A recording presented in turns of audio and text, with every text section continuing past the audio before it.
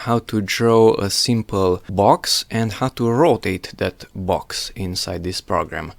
First, click on this plus sign, create new. Then up here where it says start, choose from there part design. And on the left side, create body, create sketch. Now choose a plane, let's say this one, which is XY. You have to click on the edge so it turns to orange. Inside it will not work. So click on the edge of that plane. Up here, select, let's say this tool, create rectangle. Left click roughly inside the center. Release the mouse and left click once again, let's say there. Now close it with this close button.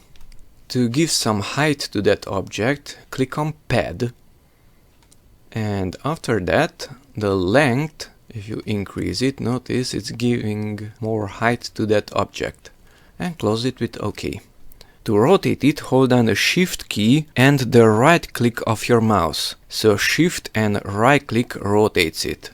I don't really like the mode of rotation, so let's modify that also. So come here to Edit, Preferences, Display, Navigation, and down here we have rotation mode. Don't use drag at cursor but object center, and close it with OK. Once again, Shift and right click and the object is being rotated. You can close the start page down here, and if you don't want this, you can close this also. Just discard it.